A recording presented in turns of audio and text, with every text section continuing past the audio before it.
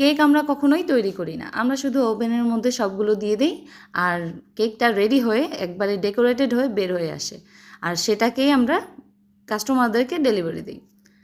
Hello everyone, আসসালামু আলাইকুম, welcome back to my channel hobby of Saima. আজকে আমি আপনাদের সাথে শেয়ার করছি আমার ডেলিভারি দেওয়া 1.5 পাউন্ড চকলেট কেকের একটা ফুল ডেকোরেশন ভিডিও। তো প্রথমেই আমি একটা বোর্ড নিয়েছি 10 ইঞ্চের, আর আমি কেক মোল্ড নিয়েছিলাম 6 ইঞ্চের।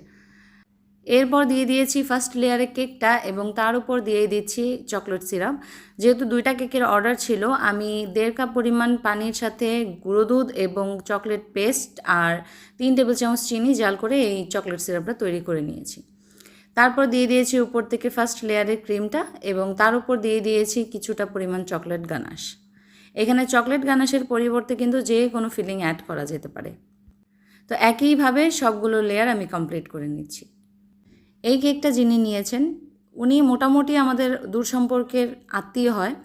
তো সে আমার থেকে যখন এই কেকটা পারচেস করে, আমি যখন কেকটা তাকে ডেলিভারি করি, তখন সে আমাকে আমার কেকের যে নির্ধারিত অ্যামাউন্ট বা আমার যে কেকের যে প্রাইসটা ছিল সেটা থেকে সে তুলনামূলক কম দিয়ে বলেছে যে তোমার ছেলের কাছে আমার একটা আবদার আছে, দাবি আছে।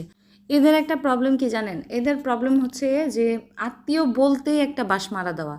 মানে আত্মীয় হলেই তখন যে কোনো জিনিস আপনি দিতে যাবেন বা তারা নিতে যাবে, তখনই একটা দাবি আবদার সব কিছু চলে আসে।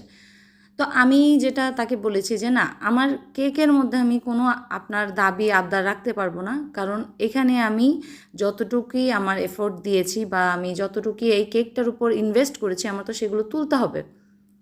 তার কথাগুলো এমন ছিল যে আমরা যারা ঘরে কেক বানাই তারা কোনো পরিশ্রমই করি না, ওভেনের মধ্যে দিই সব কিছু আর কেকটা একবারে রেডি হয়ে ডেকোরেটেড হয়ে বের হয়ে আসে। আমার কেকের পাউন্ডগুলো আমি গ্রাম তুলনায় খুবই কম রেখেছি, খুবই কম, যেখানে শহরের কেকগুলো অনেক হাই রেটেড হয়ে থাকে। তারপরেও মানুষ টাকা দেওয়ার সময় ছ্যাঁচড়ামি করে। তো যাই হোক, আমি কেকের মধ্যে একটা ফাইনাল কোটিং করে তারপর ফিনিশিং করে নিয়েছিলাম। উপর দিকে দিয়ে দিয়েছি চকলেট গানাশ এবং আমি একটা নোজেল নিয়েছি, নোজেলটির নাম ছিল 2D নোজেল। 2D নোজেল দিয়ে সুন্দর করে ফ্লাওয়ার দেওয়ার পরে আমি কিছু চকলেট টপার ব্যবহার করছি। আর যেহেতু এটা বাসায় এভাবেই খাওয়ার জন্য নিয়েছিল, তাই উপরে আমি কী লিখবো ভাবছিলাম, পরে আমি হ্যাপি ডে লিখে দিয়েছি। তো এই হচ্ছে আমার আজকের কেকের ফাইনাল লুক। আশা করি আপনাদের সকলের কাছে ভালো লাগবে। যদি ভালো লাগে অবশ্যই আমার ভিডিওতে একটি লাইক এবং কমেন্ট করবেন, আর যদি সম্ভব হয় তাহলে প্লিজ আমার চ্যানেলটিকে সাবস্ক্রাইব করে আমার পাশেই থাকবেন।